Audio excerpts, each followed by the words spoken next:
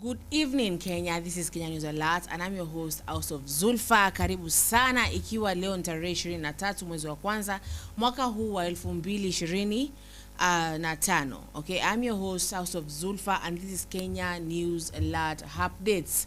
Tuko na our very growing on us, our very favorite guest, and then tuko na co-host wangu. So co-host, introduce yourself and then now we give it to our guest. Yes. Good afternoon or good evening. Good evening. Good evening, Kenya News Alert. This is Felix Andrew. I really welcome you to the show, and let me hope that we will enlighten ourselves politically. Welcome, bro. Thanks so much. My name is Nicholas Kioko. I welcome you all. Kenya News Alert. Tuendelee kupiga gumzo jinsi nchi yetu ilivyo kabisa. Tunataka kuipeleka. Okay. So you people, yes? Kwa your lunch, very long lunch, yes? Yeah, true. News ikatujia, sawa? Ikatuambia ya kwamba the Eritrea guy ambaye ana compete na bwana Raila, that is what?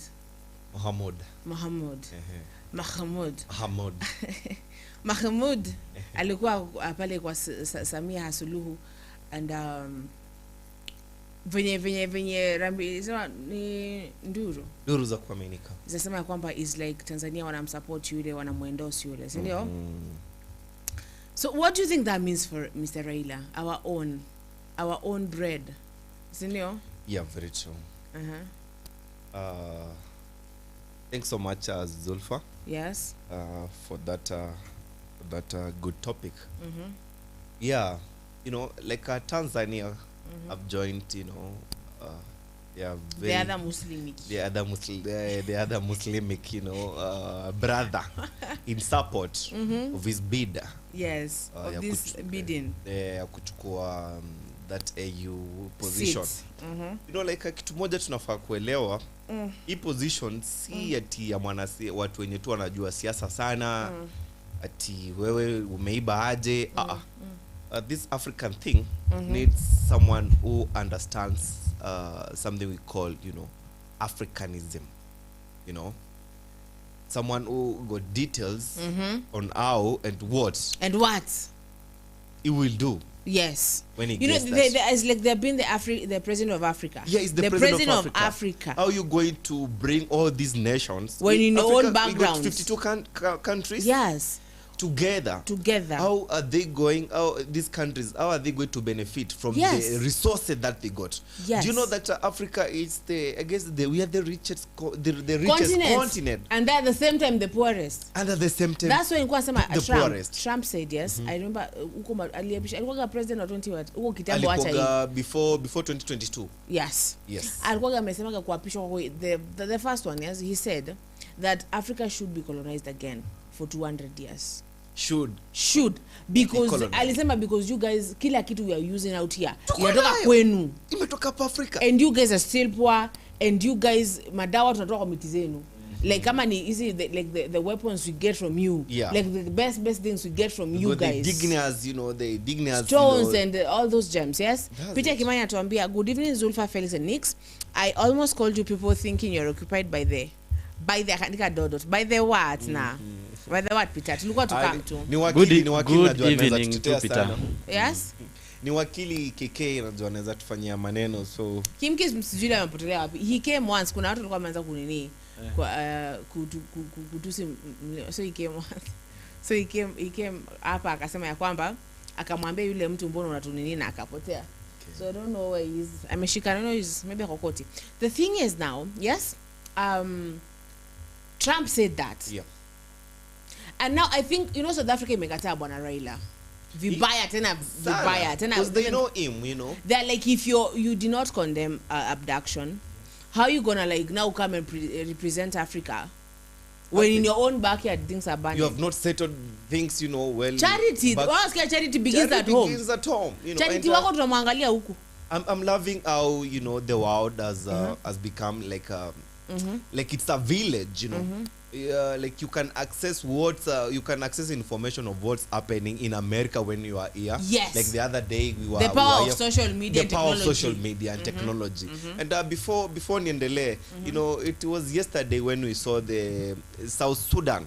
They banned the social media for 3 months. For your information. What? The South Sudan. Yesterday. Which one did we the create? Government. We created which one? Sisi tuliza gani sisi? Yeah. Tuliza gani? South Sudan. Yes, South Sudan. Ndo tuliza sisi. So iliban social media for 3 consecutive. Hakuna Instagram. Hakuna Instagram, hakuna TikTok. Twitter. Why now? Hakuna TikTok. Why? Hakuna Facebook. Why is that? I don't know. They are saying that social media somehow it's affecting, you know, the operation of the government in terms of people are sharing very confidential, you know, information that criticizes the government, and that was the reason why they had, you know, take that step of banning the social media. Yeah, so social media is very powerful. I was in this point nikikuelezea, like, people out here, the whole of Africa, has seen, you know, what has been happening to Kenya since last year, since to pige kura pale 2022. Last year, what was happening, the protests zenye zilishtua ulimwengu mzima, you know, for the very first time, you know, like our parliament ilikuwa banned. Watu wali invade, you know, that Gen Z is demonstrating, asking for accountability of these leaders, asking why MPs, you are every day mko hapa hivi mnapitisha laws zenye zinawasuit nyinyi but hazisuit sisi kama wa Kenya, you know. And for your information, that is called a vote of no confidence. President wetu angekuwa mtu wa kufuata constitution venye inafaa, asaizi angekuwa alishari sign, you know, that day. Tungekuwa tushaingia Rigathi Gachagua, angekuwa sha clean, you know, to that position as the head of state. But now who could have voted? Ama weekends we no, like when in that scenario, because tulikuwa tushatoka kwa kura, katiba yetu inasema maybe whatever kitu yote kiapenia the head of state, dogo wake ndo ana step in. The same thing that happened to Nyeri after, you know, the late governor alipata accident, you know, the deputy ndo alipanda hapo juu as the governor. Hiyo ndo ingefanyika hiyo wakati. Rigathi Gachagua was to step in and lead the country.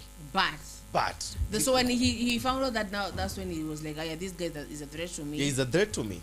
Because, you know, it looked like it was a coup to overthrow the government and blah blah blah. Now let me ask you something. Yes. Yeah. Now people, there was no parliament, no government in Kenya. Wakati tulipepa zile vitu ambazo represent all that. Yes. Yeah. So what happened though? Walizipata aje? Hizo mess na whatever. No one knows because that's the same night we saw what happened to the Githurai residents, you know. Gunshots were fired everywhere, live bullets, you know, killing, you know, like a number of, you know, like young men and women. And up to today we have not, you know, like we didn't get, you know, the sum of when you torture during that but I truly can't tell where those valuable things like the mess, you know, like the mess represents. Are they now were they retrieved? I truly can't tell you because I don't know how it happened. How comes to go to tujue maziko? Hatukuambiwa. Na mbona hatujui? Hatukuambiwa. Na unajua once that mess, because hiyo ndo inabeba the law. Yeah, so if it is not that, then we have no government. We have no government. Ara yenye iko basi ni we have no government. Actually ndo maana anything they are passing ni bure because maybe no wonder this government, these people when you're couple they are acting like that because they wanna hatuna government. Mtakuja kusema aje? Hatuna government. Tulikuwa tu hapa sisi. That's why tumeona pia president kwa hii tour yake yenye ametembelea Western Kenya. Akiambia watu waache kuhara mapema bado muda wa campaign hujafika, but that's not good, you know. Your statement iko wanting. Your statement it is very when a whole leader truly no, it is very the head of state, you should contact yourself when you in say a like right now when way. like let me ask you, like right now when people think of Kenya, what do they think of? Who's the first person they think of? Raila, I mean, the head of state. That's They think of Bwana Ruto. Bwana Ruto. Then Bwana Ruto is standing and saying, Bwana Ruto is our wacheni face. kufanya You hivyo. know, Mr. Ruto is our face. He's When the one you who see, represents yeah, Kenya. sure. When you see him anywhere, That's Kenya. you can see that is Ruto, that is Kenya. You see, And now that's- the moment maybe he can manage and decide to use abusive language and whatever, To maybe his- yeah, to he's his trying own to citizen. yeah, exactly. He's trying to it's like betraying us. What is he portraying? You know, like what? Like how is he? You know, like Do these people making come? us Do these as people the come Kenyans to drunk be seen like? or high? It's like, you know, they get drunk of the power, you know, and They're drunk with power as see substances. Mazi, si Because how do you substances. stand before people? Hizi si uliona time mwenye join state house, tulifukuza vitu zote, bartenders ni nini, tuka cleanse the state house, tuka bring pastors, pastresses wenye nendeanga basha pale each and every week, you know, envelopes. So what we Kumbe can ndo say, they are demons drunk with zilikuwa power. zinaingia. But it's true that So you want to tumekuja tell me ku- when people when they joined that seat, people lost their jobs? Yeah, true. Many people. It was a new era. Na hii era ililetwa, it's a government, you know, yenye inajua Mungu, government yenye ina believe with God. But matendo yenye inafanywa iko against matendo yenye watu wenye wana believe in Mungu, the Christians. They're supposed to do. Yes. Hizo ndizo vitu zinatuacha wengi wetu vidomo wazi, tukishangaa na tukidua. Mbona muna preach? Why you preaching like water and at the same time, you know, you're taking wine? Okay, I'm getting this from Peter Kimani and saying Gachagwa's case about if 3 bench judges were constitutionally instituted, court going on. Peter, Malaysia, your sentence. You know, Peter gets so passionate that and I forget. So Mimi niko na maneno hapa. Yes, yes. Truly I believe like Raila anaweza win hiyo. Najua kama mlisema like maybe kuna ni tricky. Truly I believe. You know why? That's your opinion. You know why? Only 33 of the countries are supposed to support somebody. Ndia win. Ndia win. That's 3 out of 52. 33 out of 55. Are they 52 or 55? 55, I think. 55. Yeah. After the South Sudan was splitted. Okay. Yeah. The Sudan. Yes. Yeah. So I believe that guy is okay. The probability of that guy to win this seat, I can say it is almost 70 and 80% there. This is because 21 countries, they have already confirmed that they are going to support him. They have just confirmed. They have confirmed. You know, there is this voting day whereby you know, You like, know, we like at this point, I'm used to people saying they're going to support Baba. Yeah. And then when it comes to the we real have thing, seen, we have seen that, you know. it's in history. Tangu But 1982. you see, let me tell you, bro. You see, of the 21 countries, these are 21 people who are 21 presidents. You know, and by saying this,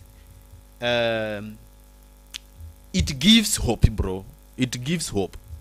You see, how many people are going to contest this? How many are they, by the way?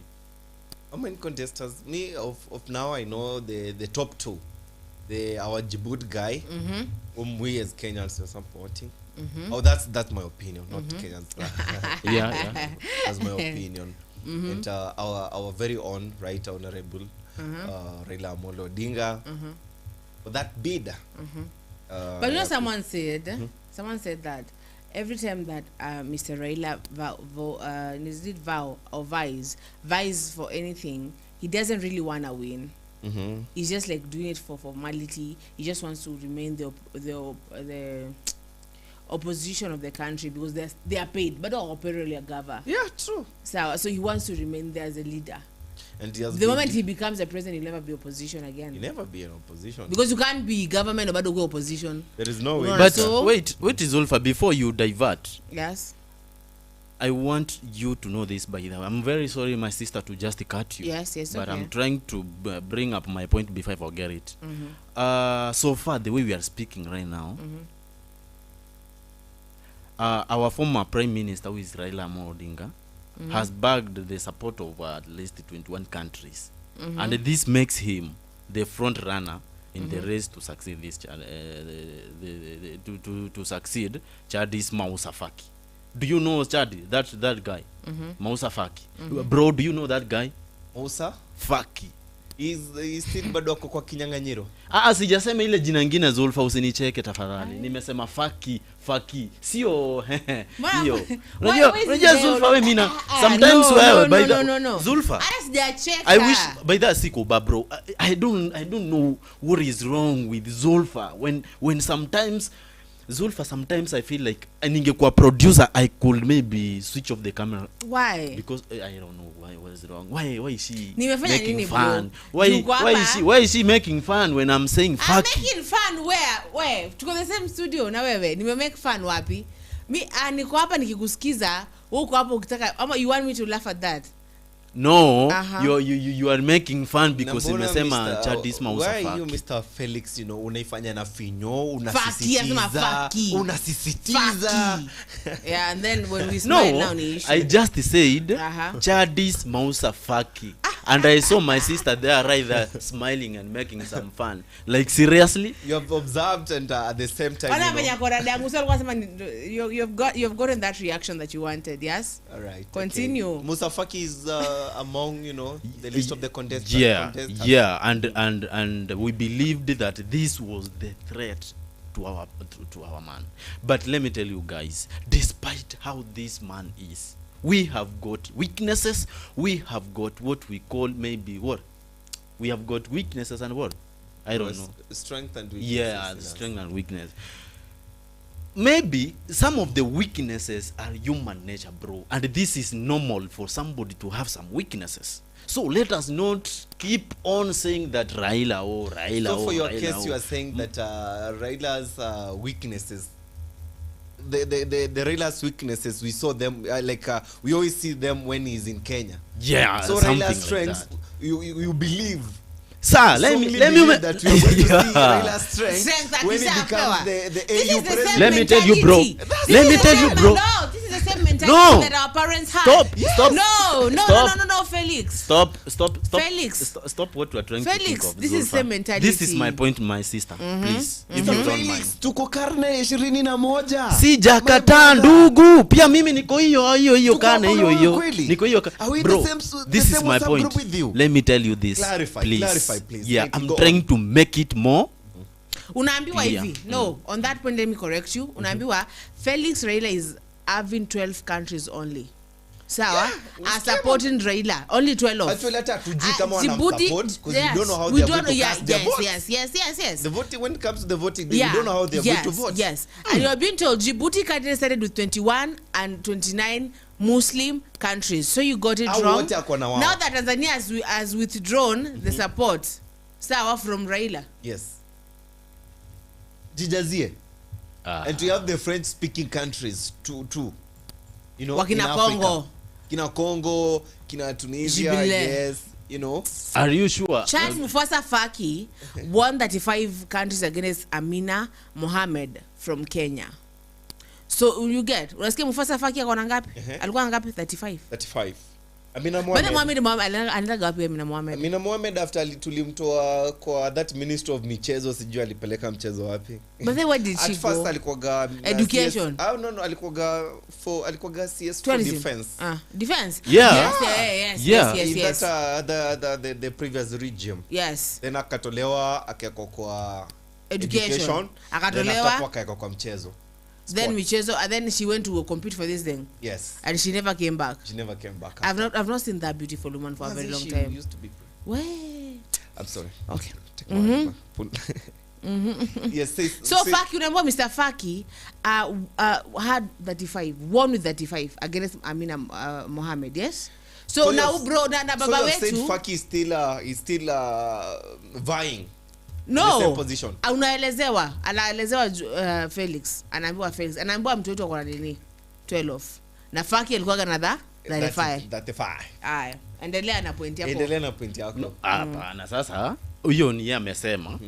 But according to the research maybe nilifanya, unajua I'm trying to talk according to From what your- from your my research. information yenye information uko nayo but unaambiwa pia huyu ndugu yangu amefanya research kivyake unaona but thank you so much by the way, that's why I like kinani Peter anakuanga na information maybe kama Information. nilikuwa misled I don't know. Yeah, because I've been told when unasema 21 is the other guy, not our own person. The other guy ndo 21, now 29, and maybe 30 now. Okay. Okay. Our But- Djibouti guy. but Yeah, the but Djibouti Our preferred person. candidate. but Yes. mimi niko na imani Yes. you might not know.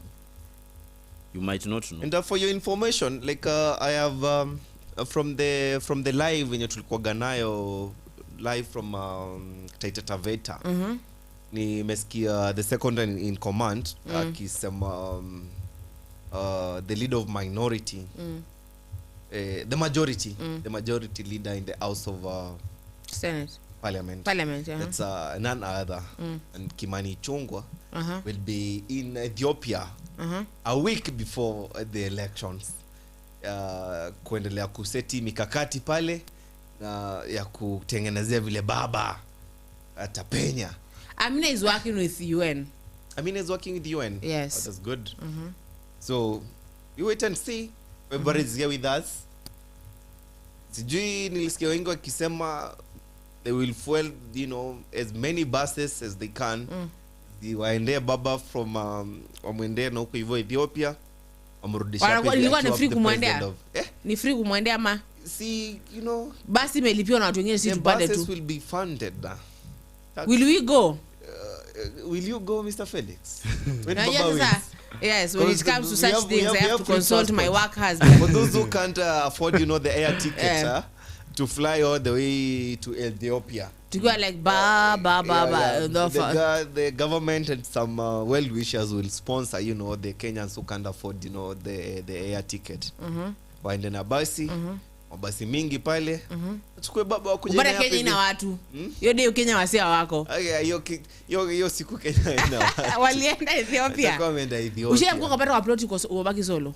Yeah. Like unapata your entire floor hakuna watu Is it walienda. scary? Really scary.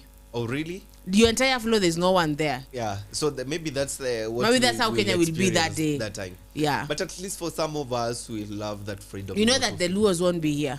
all of them. Them wote. But you know, like acha nikwambie Zulfa. Yes. Watu saizi wameamka. Watu saizi wanaelewa vile siasa za Kenya ziko, and the people are tired of the so-called politics, because they are no longer politics. Nowadays they call them politics. Yes, it's You know, tricks, yeah. It's tricks, you know, ni mchezo. Ni mchezo ya town na watu wamechukulia kama And you know, biashara. so many tricks, there's only so many tricks you can play at people. Saizi unacheza ile mchezo ya sijui pata pote. Do you play that game now? No. Ukiwapata pale tao, can you play that game now? Not really. Because you've learned, your Because- father learned. yes, you have His learned. father learned. Yes, How you gonna accept the same At things? some point you are there, you play that game and you are Na tricked. ukapotea, ikapotea. The same with Kenyans right Yes. now. Wamecheza hii mchezo ya politics, wamechezewa and saizi kila mtu Ako like niko rada, ameamka, kila na mtu ako angalia rada. mkono vina move. Kila mtu ako rada sana. Yes. Kila mtu ako rada, so tusisema ati, you know, like this region will go. No.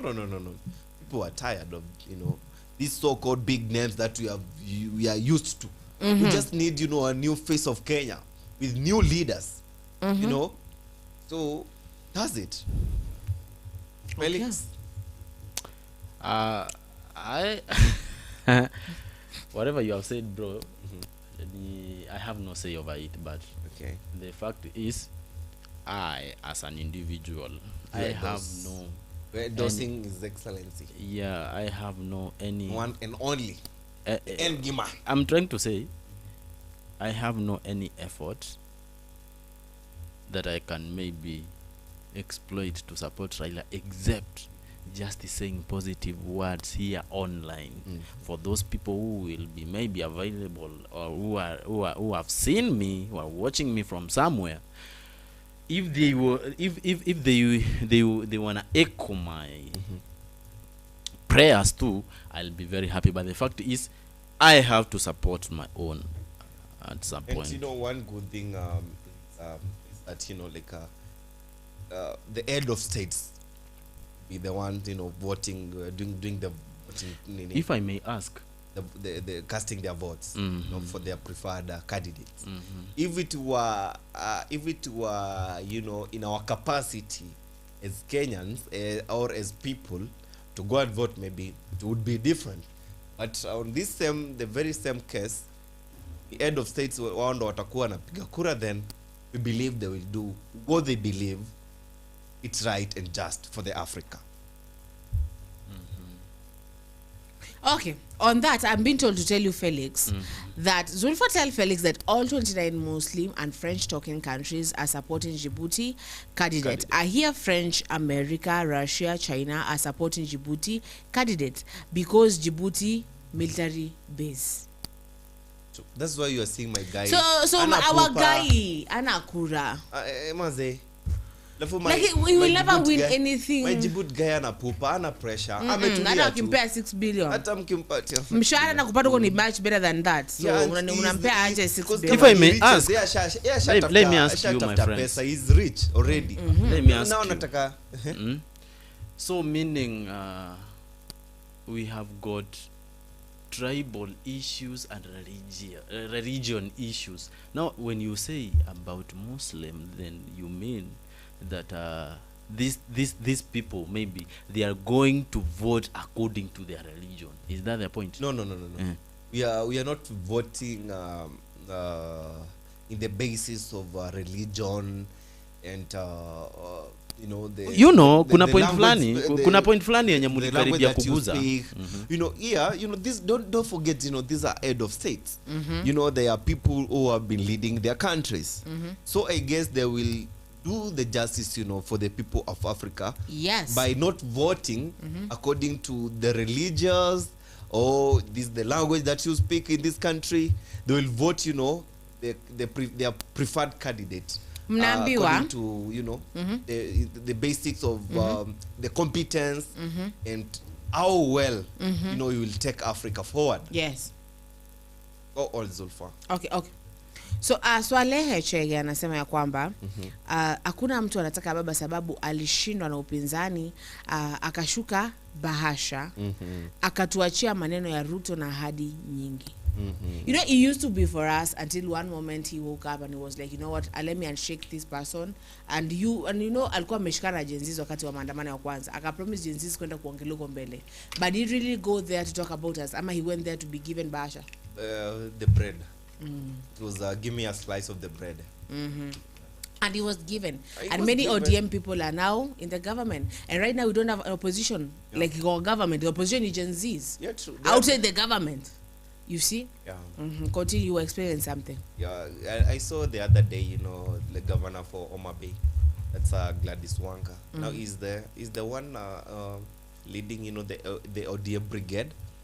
After Baba left, kutafuta kura za AU. So chama iliachiwa Gladys Wanga. Walikuwa nasema the likes of Sifuna wanaongea tu on behalf of their, to present their interest, not the interest of the party. But we don't know the fights that are going, in their house. Let them fix their house. We don't want to care about it. What we care, it's our Kenya. It's how we want our Kenya to be. Yes. Yeah. Felix. Tuambie. Unajua sasa vile muli ni convince hadi nikaulizia hilo swali la mambo na religion Islam. Kuna vile sijaridhika though bro. Yes. According to the response ulinipea. Yeah. Ulisema like Djibouti and the other countries vile ulisema. Okay. Nini. Unajua like kuna vile sijaridhika, unaona? Nimekuambia don't forget at the end of the day wenye wapigaji kura wa EU the heads of state, na niko na uhakika hawatapiga kura according to ethnicity, religion, like which country you come from. They will vote according to the watangalia merits za competence, and your manifesto and how you planning to take Africa at large forward, how we are going to move forward as Africa, not that you come from this region, you come from this nation, you speak this language, you're from this religion. Thank you, bro. They're Thank not you. going to do Thank that. you. Yeah. Thank So you. I've been told. Now, wait. Before you read the other comment, why do you think the Djiboutian guy is going to overpower Raila? Except these things maybe you have been explaining about Mr. Felix. and what na hizi vitu zenye zimekuwa ziki happen Mr. Felix, internally. Yes. I know when mtu wa mtandao, when a journalist, you have been doing this thing, Yes. for a while. Yes. Ulisikiza debate ya hao watu the AU the candidates the mwenye walikuwa naojiwa Ongea tu. Ethiopia. Ongea tu. Did you listen? I listened. Yeah. For me, I'm not endorsing, our Djibouti guy. You are not. I know you are not. Because mimi na muendos like sitapiga kura. Yes. Ni maoni yangu. Yes. But he had, better policies and ideologies, and at large, he had a better manifesto as compared, to the one that our very own, the former Prime Minister had. And he articulated, his points eloquently. And the plans he has for Africa, better than how our very own did it. That's why, if I was in a position, if I had that capacity to go and vote, I'll go for the Djibouti. Thank you so much, bro. Nashukuru kwa hiyo response. Umeridhika? Yeah, unajua like kuna vile all in all we are going to see one of them imagine. Very true. Yes. And you will be the leader of Africa. Yes, It will be there sharing and believing. So Zulfa, Yes. I have no Deliver. word kufikia hapo, but the fact is we should also wish them all the best. Yeah, true. And to pray for them. Because, leading Africa is not an easy task. Leading, the entire of Africa is not the African continent. It's not kitu kidogo. It's not si kitu dogo manzi. Si unajua hii hapo waongoza mataifa. Unaambiwa hapa, I'm going to read this. Yes. And Mr. Producer, kuna video ambayo inabaki that Mr. Ruto amesema yeye si Uhuru Kenyatta na akamwambia chunge, and people are speculating that he was telling Mr. Gachagua. So if you could really tafuta hiyo utuchezee. Nimeambiwa kunayo, tutafute iwekwe. So Mr. Ruto was in Busia. Yeah, today. Yeah. Yeah. And he said mimi sio Uhuru Kenyatta, chunga sana. And people are speculating alikuwa anaongelesha nani? Gachagua, Yeah. ex-wife. And on the same note, mimi, for those days the president amekuwa in the western region. The only important thing nimeona after being echoed yesterday when we had that rally Meiga, what I've seen him kitu ya maana yenye nimeona akifanya ni maybe going to to the COTU's chairperson ku launch sijui ni nyumba yake mani bibi yake, because for me that's stupid. Oh God, let me read the comments, yes, as the producer searches for that video. So Zulfa, Felix should know I told you here that I had information that in the Pan-African Parliament, which has all MPs from the whole country, they had a resolution that Raila is not the right candidate. Sawa? And then Swaleh akatuambia, we need a true person like Mohammed of Djibouti and not 6 billion Bahasha person. Unasikia? Wanatuharibia jina hata siwe kama wa Kenya. Jamani. Excuse me. Good Bless things. Thank you.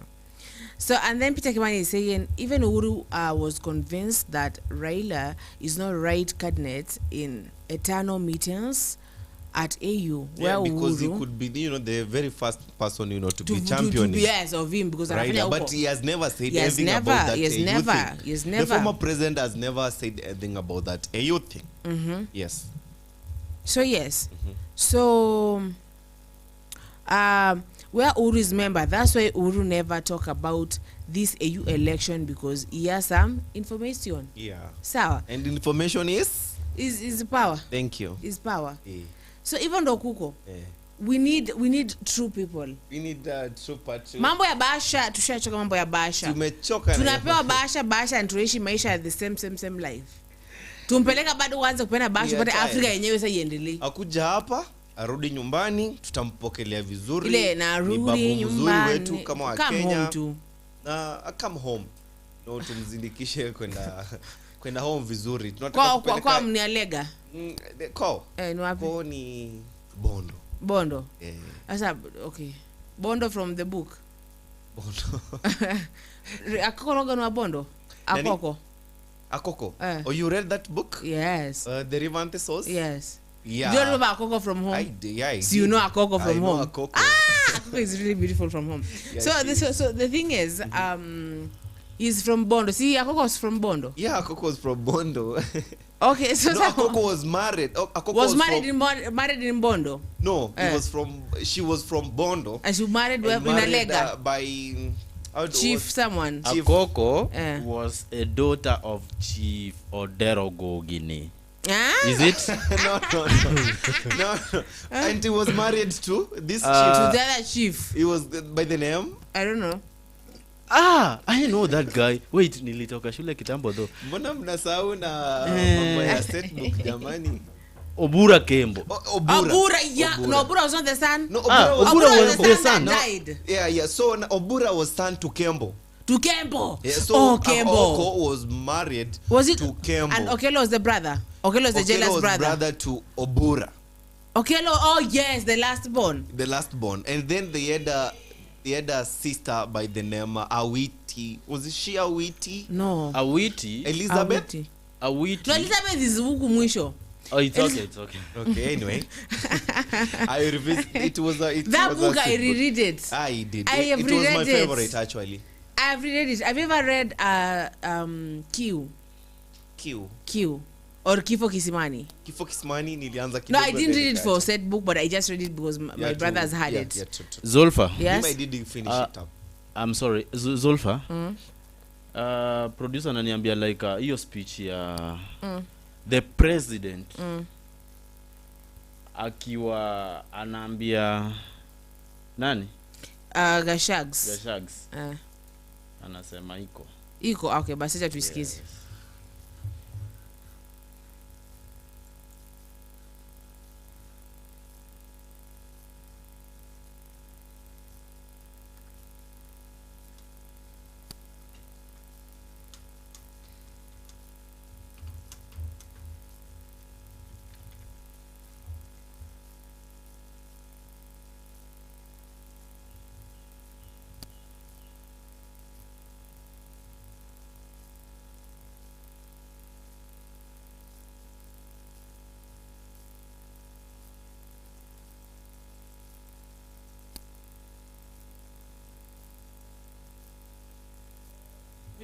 Iende kwa manyumba ya wananchi. Tuko pamoja? Tunaelewana? Ngoja. Hata kama iko daraja pole pole. Wewe unaniharakisha kwa nini? Ama namna gani? Huyo mtu anataka kuniendesha kama wheelbarrow. Mosmos, wewe wacha story. Tumeelewana jameni? Si mimi niko hapa. Hiyo maneno yote nimepangia sababu pole pole. So, hiyo maneno tuendelee namna hiyo. Watu wa hapa Teso South tumekubaliana. Na hiyo kazi ingine, mambo ya huyu mrembo wenu, Mheshimiwa Mary Emase. Na asante sana. Mumenichagulia shujaa. Mama wa nguvu ambaye ninashirikiana na yeye. Sawa sawa. Kidogo tu ananisukuma my friends. Semu mwambia anipeleke pole pole jamani. Sindio? Mara amefika kwa gate ya State House. Nikikaa kidogo amepiga simu. Nikikaa kidogo ametuma message. Nikikaa kidogo ameweka WhatsApp. Bwana. Ama ni nyinyi ndio mmemsukuma kiasi hiyo?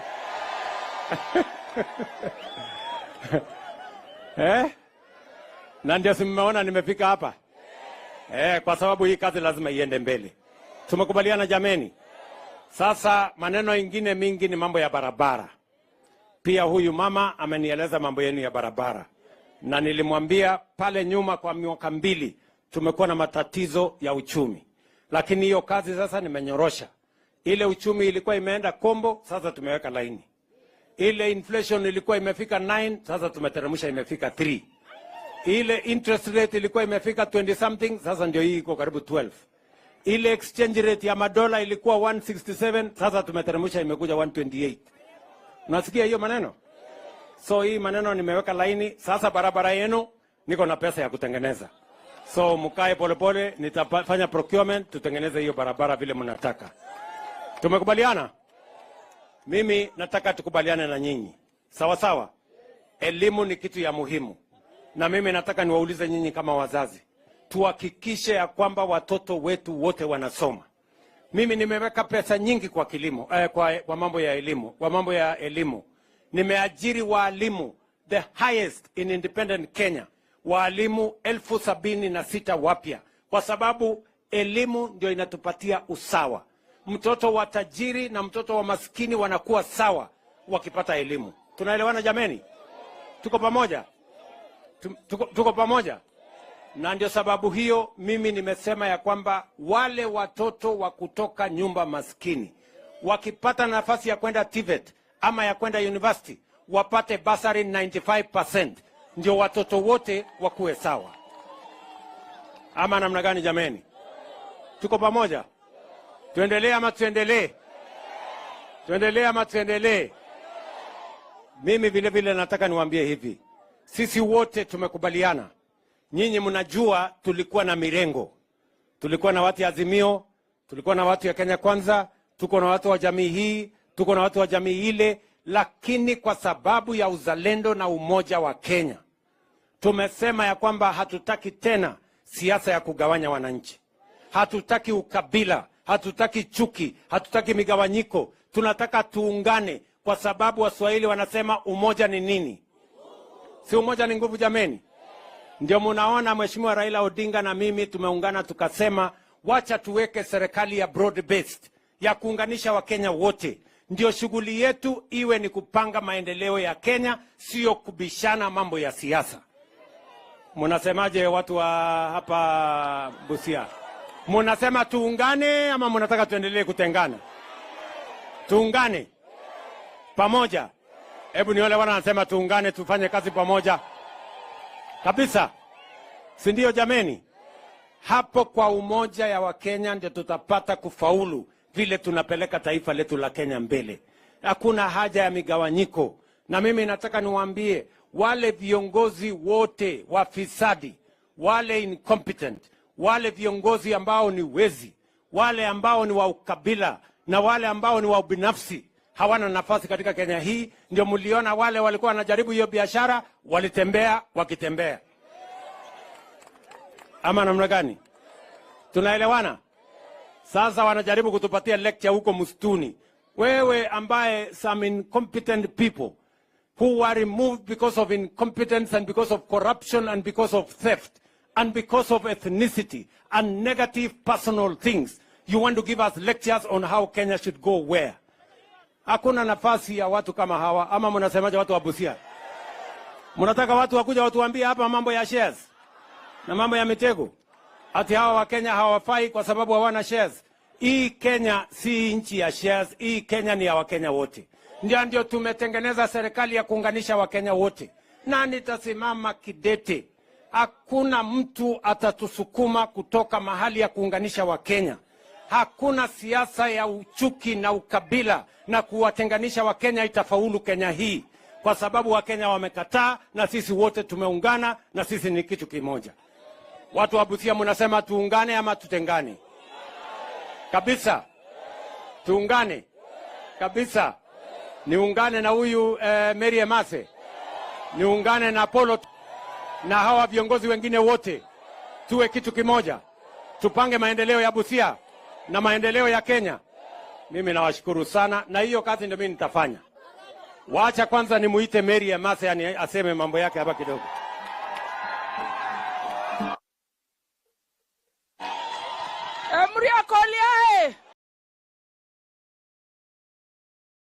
Did Harvard University just find a way?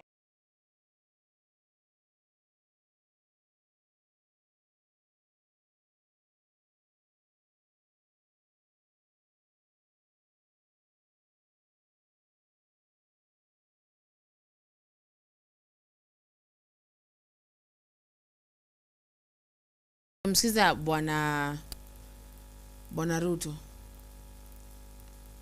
Sawa, akasema mos pole pole, haraka haraka, haina nini? Haina baraka. So I'm going to read comments pale and then to dissect. All right. To dissect hii kitu vizuri, si ndio? Okay.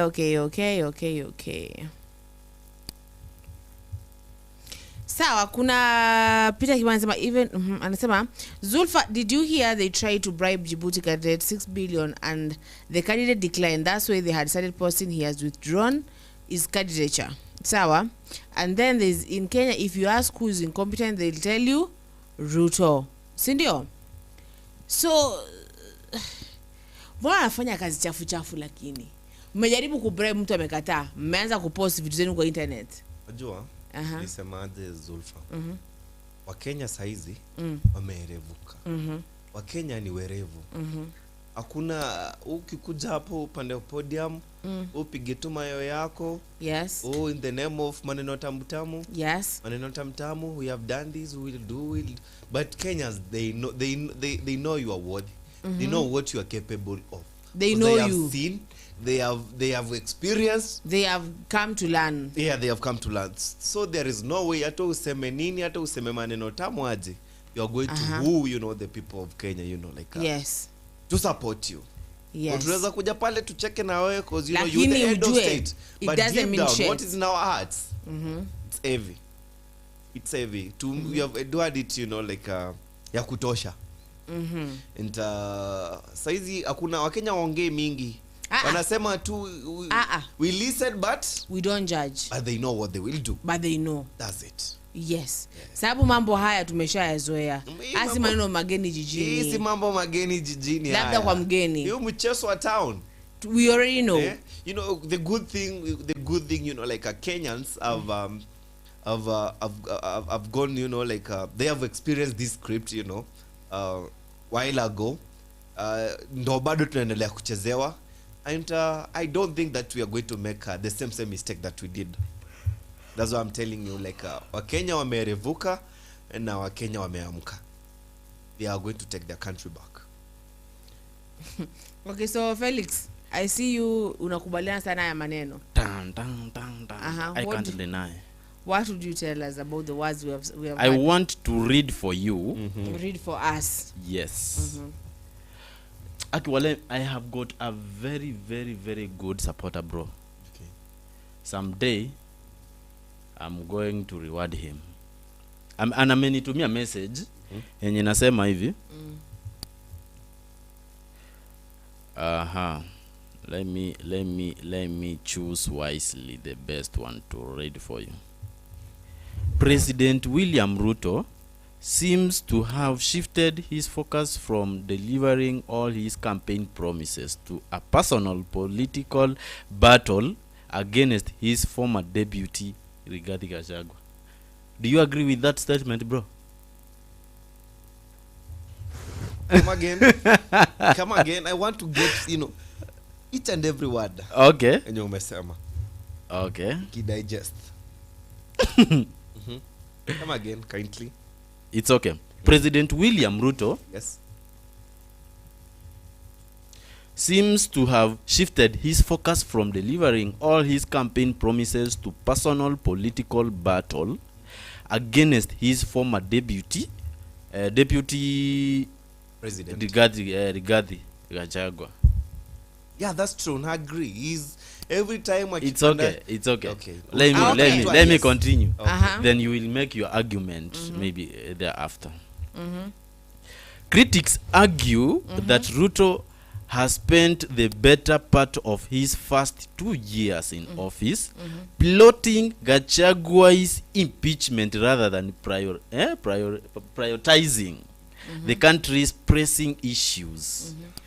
Even after allegedly engineering the ouster, the president appears set to spend another 2 years explaining his reasons and actions to Kenyans, dedicating significant time and resources to discussing Gachagua instead of addressing critical national challenges. That is good. That is true. Okay.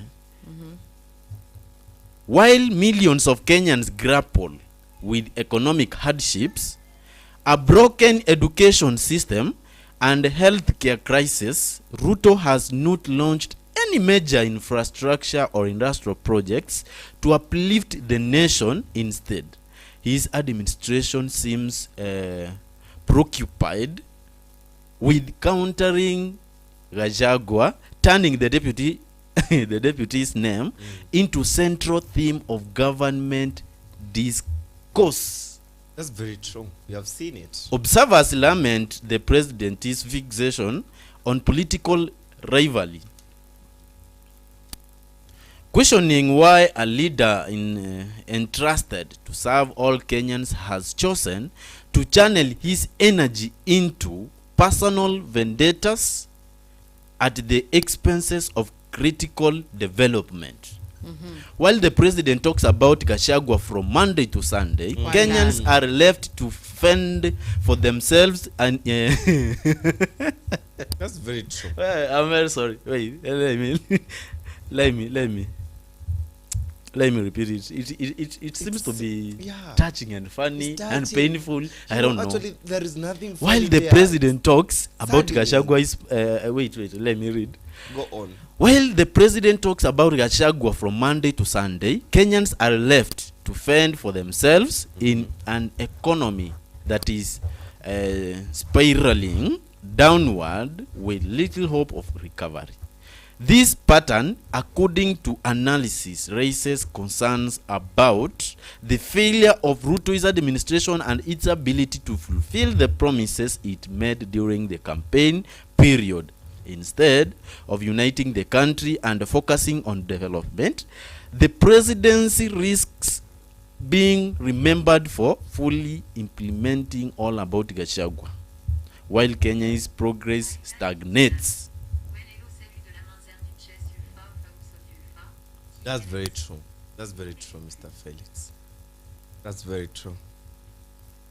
Let me ask you, my friend.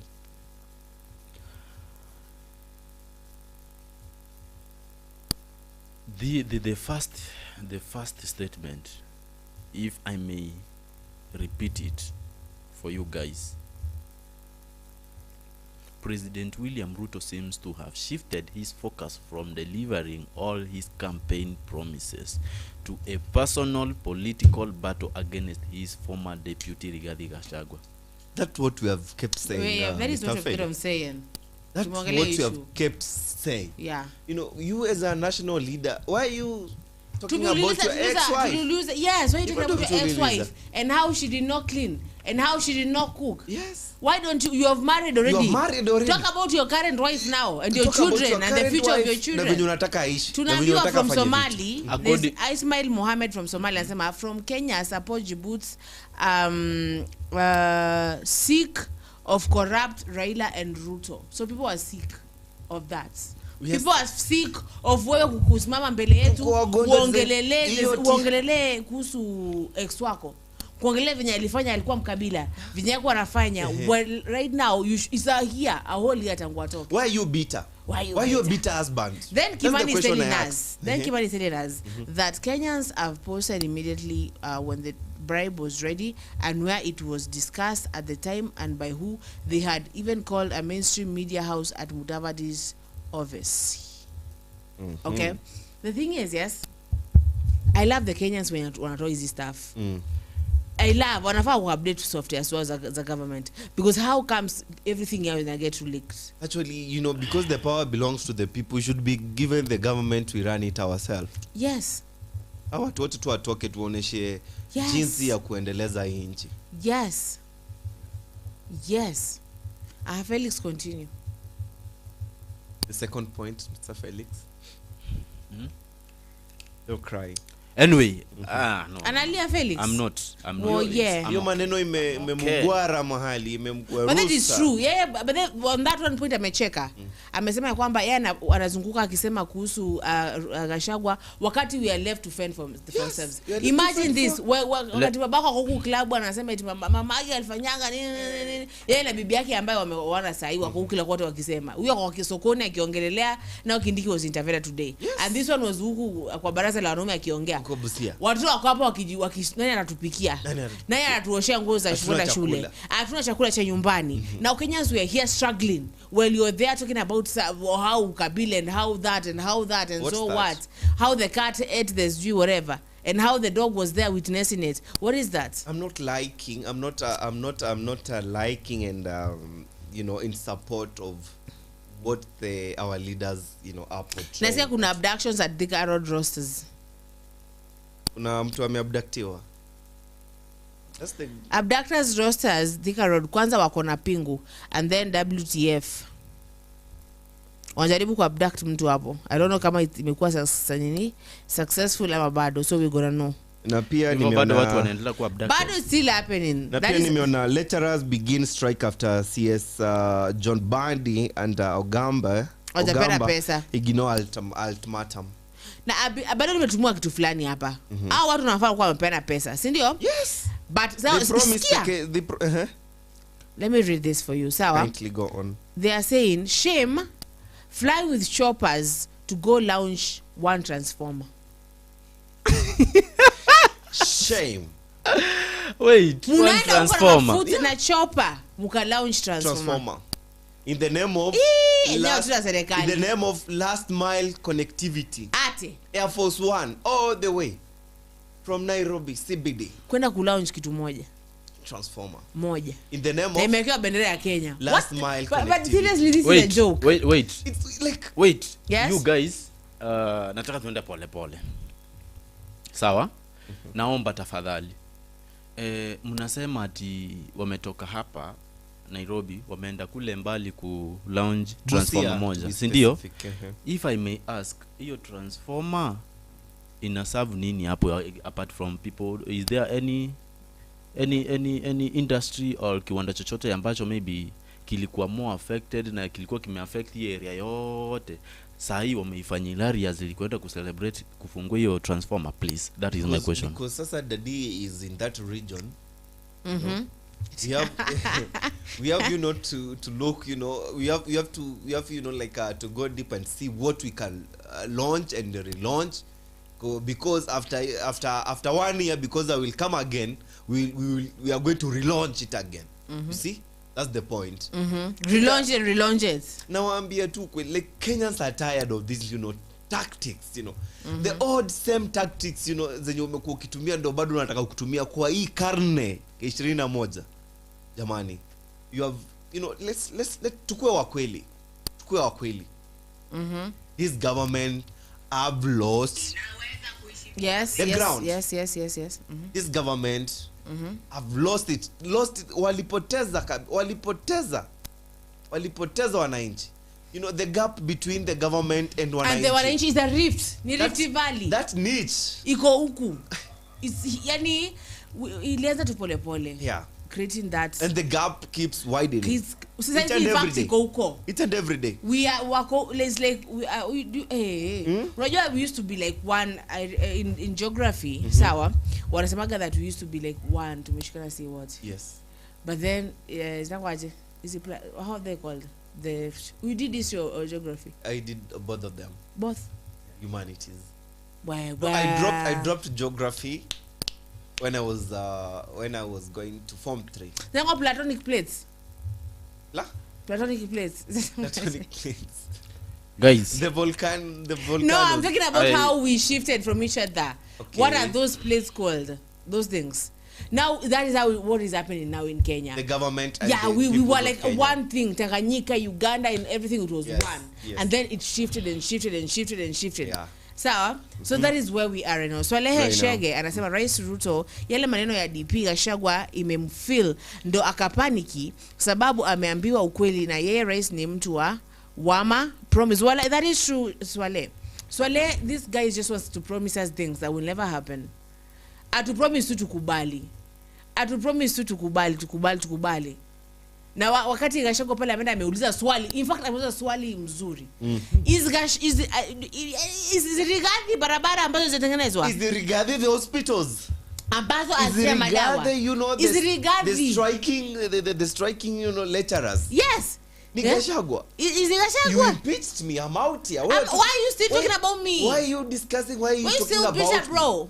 Why are you bitter? That's the I question, left. you know. You chased me away. Yes. And Thank I you. left. Thank Now you. watoto wakanifata. Why you like all Zulfa. the time? Yes? I have got something here. Unajua like nikisikia DCI maybe wamekuja kushika a civilian ama nini mwenye hatujajua makosa inafanya ninaogopa kidogo hadi nina feel insecure kwa Wakenya wenzangu naona. But hapa naona like wameanza kufanya ile kazi yenye at least inaweza tu convince. Siku tu convince kazi yenye they are supposed to be doing. Kazi yenye wanafaa kuwa nafanya. Sasa yeah is Sarah message I have. Let me read it. Can't you go? NCIC Yes. calls for the arrest and the prosecution of 10 MPs, you see? Yes. Including Kapsaret MP Oscar Sudi for hate speech. Commissioner Wambui Nyutu says. Sawa? Haya. Update.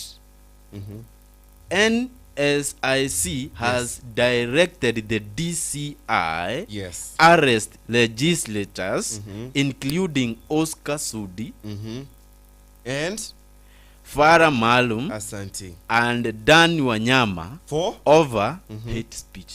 Asante. That's the work our DCI, our intelligence, you know, supposed to be doing. You know, go arrest those people, those viongozis who are on, you know, those on top of those gazelas and on podiums abusing Kenyans. Unajua bro, let me tell you. Leaders ndio wana lead the nation. Yeah. Unabamba sana ni Peter. Lakini There's a point, let Felix Amaliza, there's a point here. leaders ndio wana lead the nation. Lakini they are leading instead of being public servants, sorry. The way you lead people, that is the way they respond to you. That's it. They are going to reciprocate the same. Unaona? Let me tell you the truth. I'm using Matiang'i as an example, please. And maybe some of you msinichukulie vibaya. No. The Yeah, fact is, yule mse wanafunzi wa 2016 2017 walimchukia, ukweli wangu. Kweli. Kwa sababu maybe walikuwa hawajakoma waelewe mambo, si ni ukweli? But this is the time they have come to realize the importance of being that way. They are feeling the Unaona? impact. Hadi wanamu appreciate. Yeah. Hatujaona Matiang'i akitusiwa mahali. Hatujaona Matiang'i akifanywa mambo fulani kwa social media, si ndio? Instead anakuwa proposed. Meaning the way you feed these people, that is the way they'll feed you back. These people wenye wamekuwa summoned kuwa arrested by the DCI ni wanafaa kuko. Si eti wanafaa kitu yenye inawasukuma kwenda hiyo sehemu ni vile wamekuwa wakifanya kazi zao na midomo yao pia. Una get? These are the best examples of those people wenye wanakuwa blamed kuhusiana na responses za majenzi, matusi ya majenzi, sijui matusi ya Wakenya wenyewe, sijui nini. Sisi wamewatusi. Hao ndio wanakuwa sasa, they are supposed to be questioned because they are good examples of those people wenye wana trigger this civilians to start writing simple things. Vile tu Na vile nani yule MP wa nani anaitwa na Salasia, vile aliongeanga vile aliongeanga ina bring impact fulani yenye inaonyesha like truly the president maybe anaweza kuwa like ako innocent in some circumstances, but these leaders now sasa kama hawa kwa mfano wenye wako kando yake na wako hivi ndio wana hiyo wanampaint hiyo jina mbaya. Yes, ndio wanafanya. So I'm very sure wacha kwanza DCI wapunguze kwanza hii maneno ya kuarrest au ma civilian kwanza, wa confirm kwanza watu wenye wako karibu na president wenye wanafanya the face of the president inaonekana vile iko sahihi despite yale matendo yenye pia president amefanya tukiona. Unanielewa bro? Nakupata. Wa confirm kwanza chenye kinafanya hao vijana wenzangu au vijana wenzetu chenye kina wa drive kufanya hivyo. Vile wameanza na hawa viongozi hawa, hebu wazidishe kwanza. Yeah, sure. And on this on the very same topic, my good friend Felix, I guess it's high time au viongozi ni kama we will come up, they are supposed to like to set up an institution whereby tutakuwa tunapeleka hao viongozi pale tuwasomeshe na tuwafundishe jinsi on how to act in a decorum way, in a decorum manner when addressing the issues of the Kenyans or the people they are leading, because ni kama adabu kidogo imewapungukia.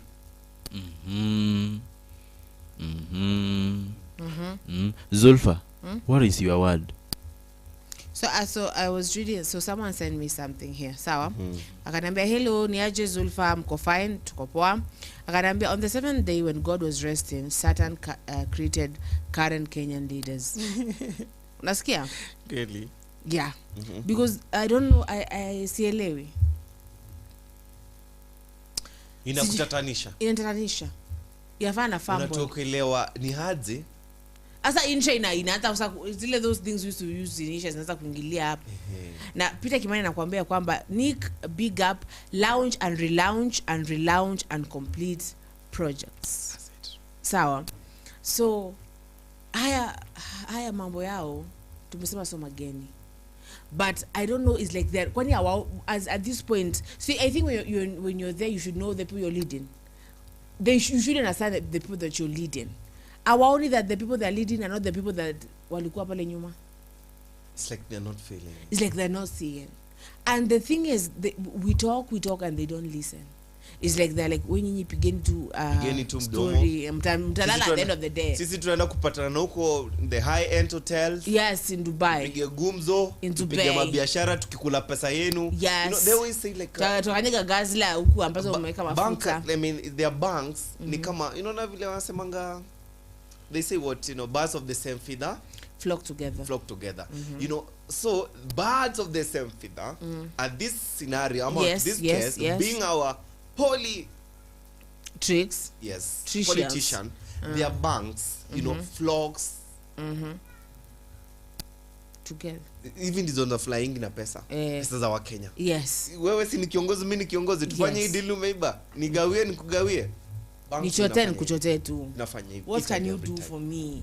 What can you do for me? And no one is saying what they can do for Kenya. And as he say, no one is doing what they should be doing for Kenya. No one is doing it. No one is. I don't know. I don't know. Kwani siasa si matusi, si watu washachoka. Siasa za kusimama mbele juu ya gari utuambie we are done with that. We already did that with wakati wa Kibaki. Zulfa, there will come a time. Yes. Whereby. Yes.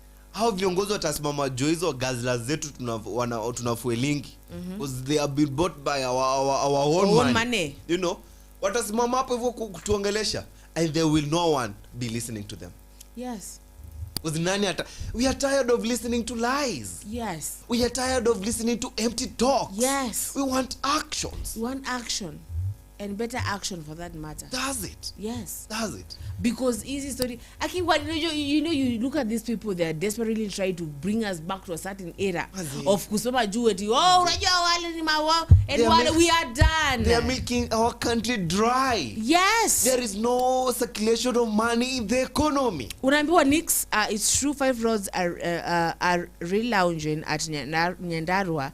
Ruto left the site. The contractor also left. No single ground break was done. No wonder Salasia told Ruto that he should give money to the contractor. That's it. Ukweli, hao viongozi wetu waambiwe ukweli. It's high time.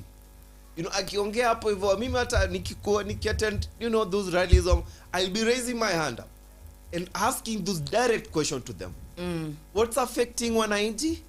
And what they are supposed to be I will be questioning what's affecting wananchi and what our leaders are supposed to do. Have they done it?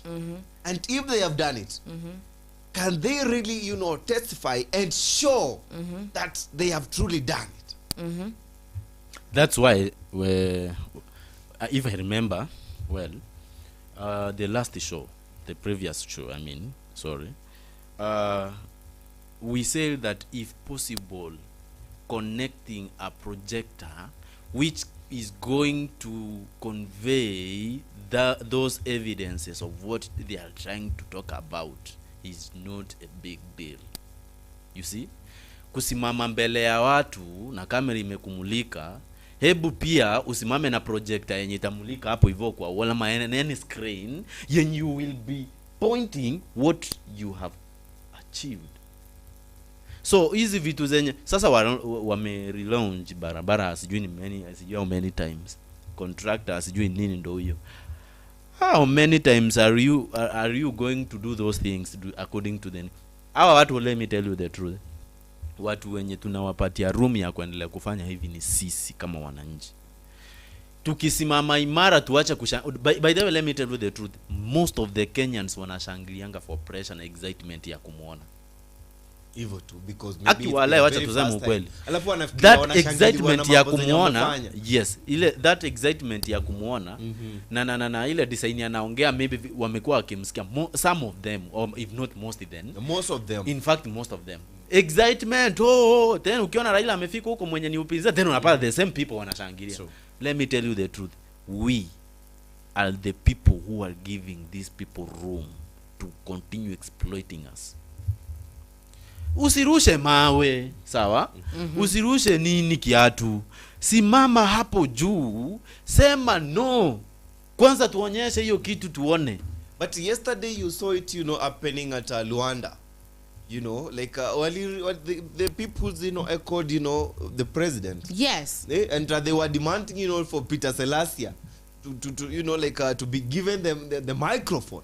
We saw it, we have seen it, and I'm loving what I'm seeing with my fellow countrymen and women, It's high time, we stand against this oppressive government, because it's oppressing us. There is nothing of theirs working on Kenyans, and kuna mtu akauliza,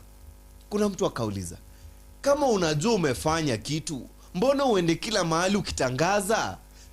Isha ni mzuri, isha siwache basi, kama ni mzuri wa Kenya they will do the necessary, they will register themselves.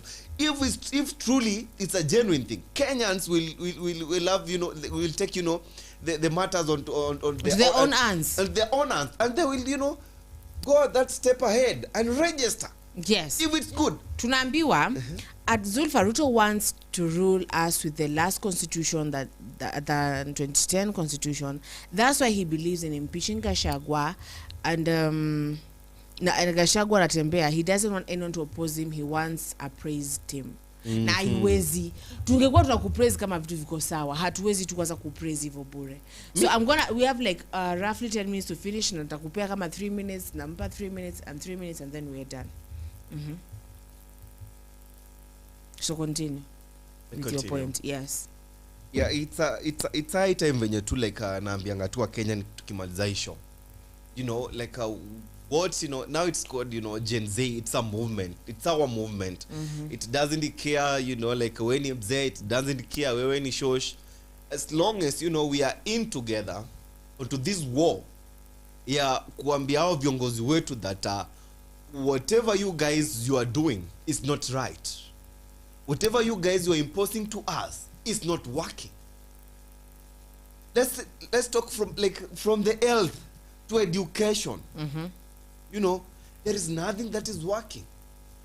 Literally nothing. Yes. Saizi umeona saizi lecturers ndo wameingilia strike. It was called the new university funding model. It's not working.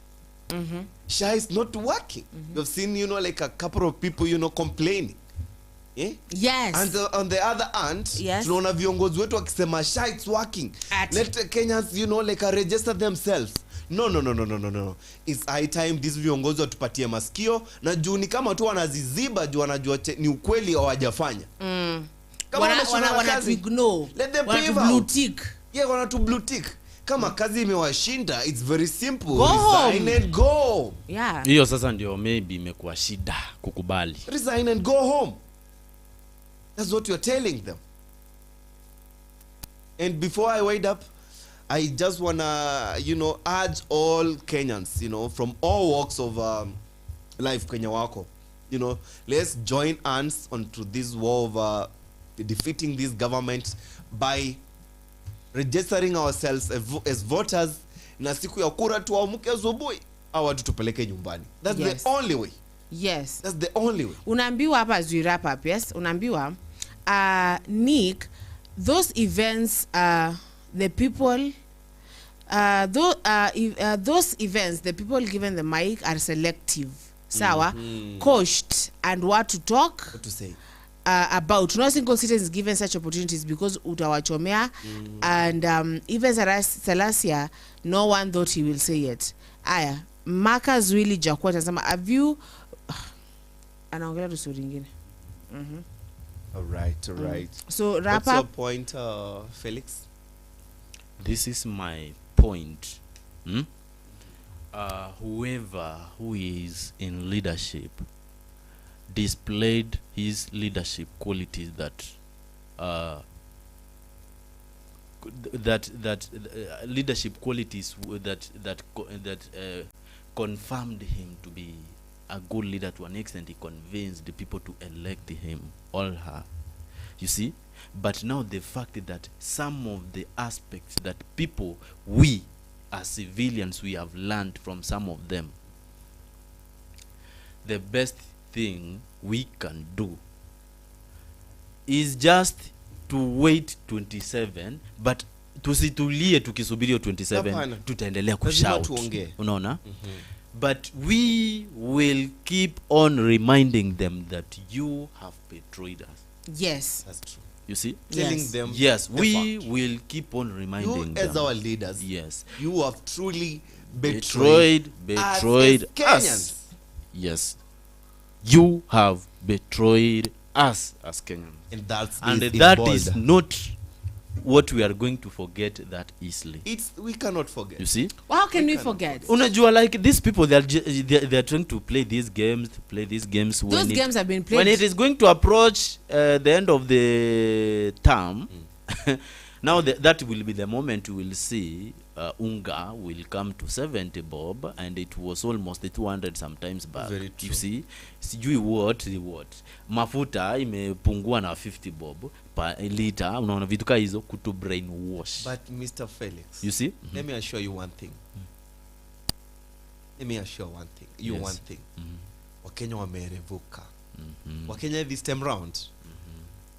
So no one wale will be fooled. Lakini So pia wale- pole kwa wale wenye wanatusaliti. Bro, let me tell you. tulisema we said wacha waachwe Acha nyuma. waachwe nyuma. We shall move forward with who know. We shall move forward with those who are moving forward. Yes.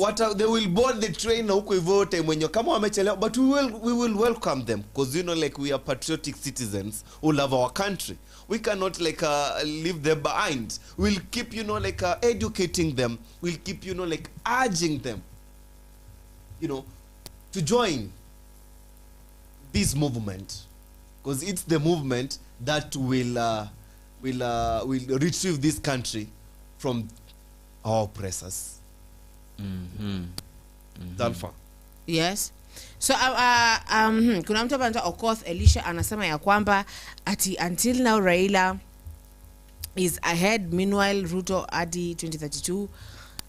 That is your option. That is your opinion. Mr. It's okay. Okoth. It's allowed. It's Yes, allowed. You're free. Yes. So as we insist, I wanna always, yes, I wanna always. I don't know if let me. Just a moment. Mtu mwingine aendelee as I search for something. I wanna read for people here. Felix. Yeah, bro. Sasa, nothing is impossible before a human life.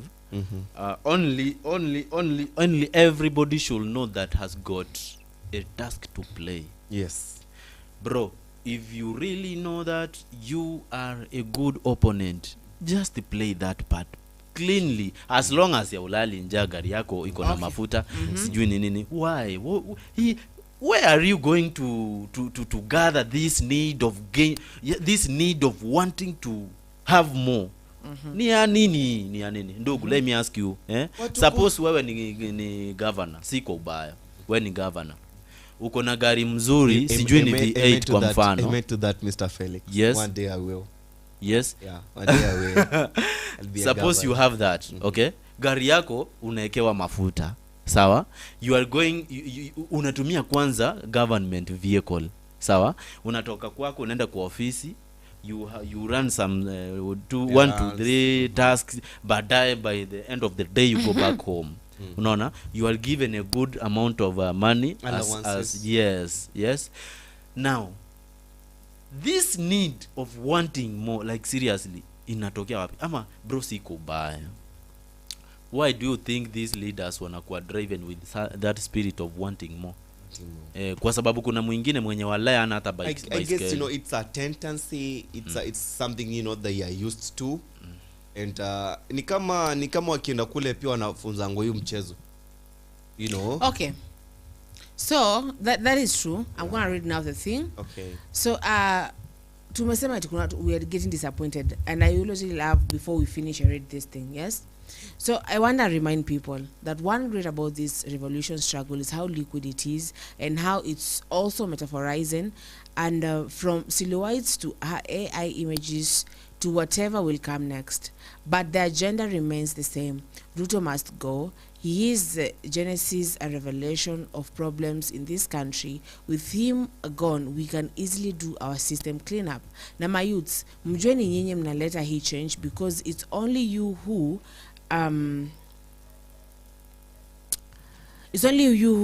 have the vision. It's the reason you are risking your lives, and your parents don't understand why. They don't see it. Sawa, kuna wale watanunuliwa, and that's okay. How to watch nyuma as we did with the rest. Let's not act as if we didn't expect the system to fight back, but we are many and we are stronger.